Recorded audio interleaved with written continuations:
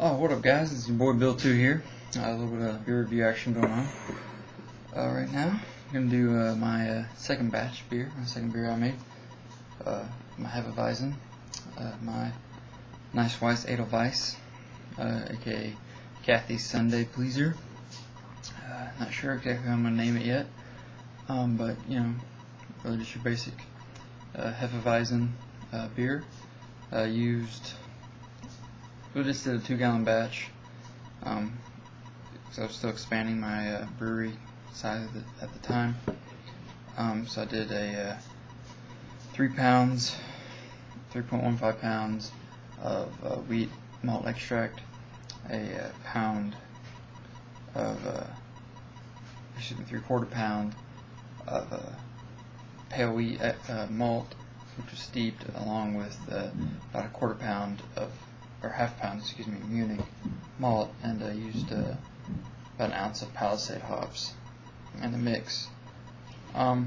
Inspiration for this came from a Northern Brew video. They did open fermentation, and Michael Dawson, amazing guy, kind of came up with the recipe.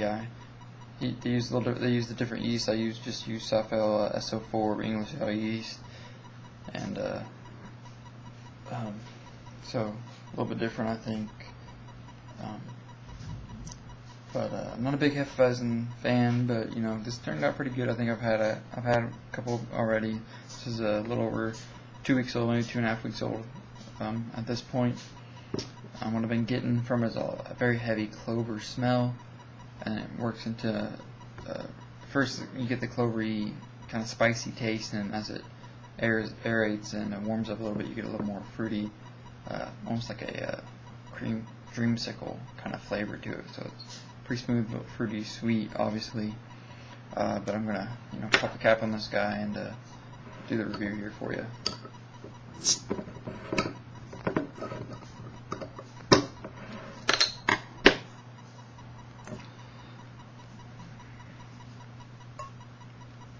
So I've been seeing, like, when I pour these beers, a huge amount of head foam formation. I'm not sure if that's from overcarbonation on my part or what the deal is. Fall the same. You can see with this guy, humongous head forming. I'm not sure. I mean, I followed the priming steps that I always follow. 3/4 ounce of cane sugar to 12-ounce beer. Pretty basic formula. I'm not sure what the deal is with just the mixture or what, but you always get a massive head on this that seems to stay around forever. You can see at least a 4-finger head, 4.5 finger head on this, coming out pretty orange coppery color. Pretty beer. The head itself is foamy, some big bubbles, but also very tight, small bubbles mixed, so kind of a rocky head, I guess.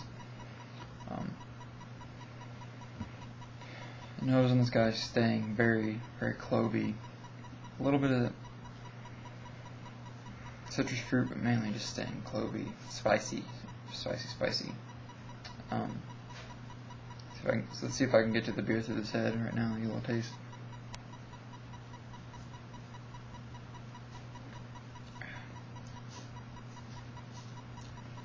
Yeah, I mean, kind of hard, but you really,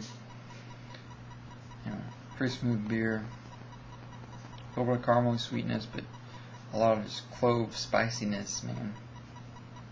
And a little bit of banana fruit, but mainly just that clovey spiciness. And I used Safel's wheat ale yeast, and so I'm not sure if that's something to do with it, but just a very intense cloviness, smell and taste to it. Pretty refreshing, pretty smooth. This beer actually came in. I was shooting for more of like a 6%, 5.5–6% beer, and ended up giving me closer to about 7% beer, so quite a pretty big beer. But I think it worked out right. You can't really, you don't get any alcohol in the flavor at all. And, just really smooth, good Hefeweizen. So pretty happy with it. I'll probably stick with it. I may try a different yeast and maybe a different hop measurement in the future, but overall pretty pleased with it, and so I'll probably stick pretty close to what I have going on here. So until next time, make sure to enjoy yourself and have a nice handcrafted beer.